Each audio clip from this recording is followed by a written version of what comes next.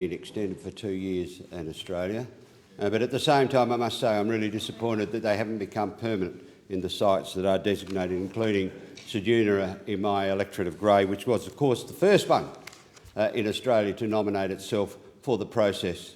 And I might point out that the people of Ceduna, the committees of Ceduna, the representatives of the people of Ceduna had a hand in drafting the original rules around the cashless debit card, and indeed the 80-20 income split came from Ceduna.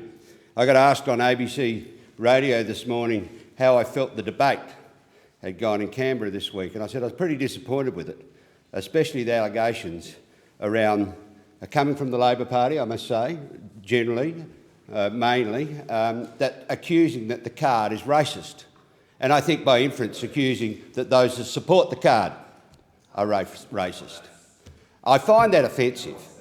I find it absolutely offensive, I must say. And I make the point, as I did on radio this morning, I make the point, I have always thought that one of the most important steps in this debate was the designation of Gladstone as a trial site. Gladstone has an Indigenous population of 4.1%. Australia has an Indigenous population of 3.3%. I always made the point, it's important that we have a trial of this card in a community that is not designated as Indigenous. And we do. We do have a trial there, but not with the help of the Labor Party, Mr Deputy Speaker. The Labor Party opposed that trial where in fact the proof is on the line. It is not racist. To call it racist, what it targets are people of working age that are on a welfare benefit. If they are managing their welfare benefit well, they can get off the card. But many choose to stay on it anyhow. Now, Joe South, I don't know if you remember Joe South, Mr Deputy Speaker, but Joe South wrote and sang a song in 1969 called Walk a Mile in My Shoes. Walk a mile in my shoes before you abuse, criticise and accuse. How is it that the people of Ceduna, the people of the goldfields, the people of Kununurra, Gladstone have to go in and fight for their right every 12 months to get an extension on this card, and now in 2 years' time, when this is what they want? This is my community. I go there and I speak to the people in the streets. I speak to the community leaders. I speak to the council. I speak to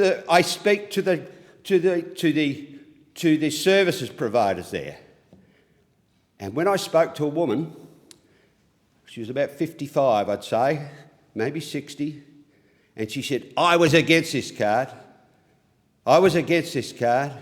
And then she grabbed me on the arm and she said, don't you let them take it away.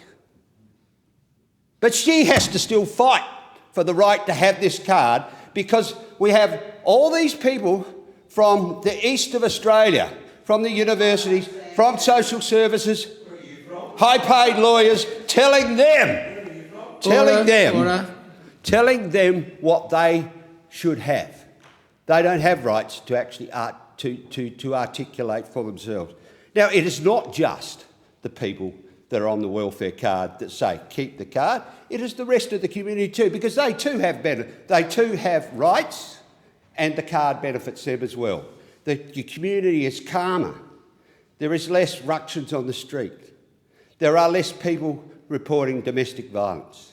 It is a better place. This young man said to me one day, oh, they got all the numbers, they got all this, they got all that, but I just know it's a better place. It's a better place. Now, I don't feel like I'm backing a racist policy. I don't feel like I'm a racist, and I don't feel like the people of Ceduna that ask me, that tell me to keep this card going permanently, are racists either. And I take umbrage at the way this debate has been run this week. I mean, I know opposition is a frustrating time. I spent 6 years there myself. But picking away at good community policy in this way is really a very low path in, Mr Deputy Speaker. It's a very low path in. I condemn those that have opposed this. I certainly condemn those that have paid the racist card. And I hope in 2 years' time, when it comes back up, we've got a different parliament and that we don't have to fight for the right to continue. I thank the honourable member and I call the member for Brand. Thanks, Acting Deputy Speaker. As we near the end of one of the most extraordinary years many of us have ever experienced, I'd like to reflect on some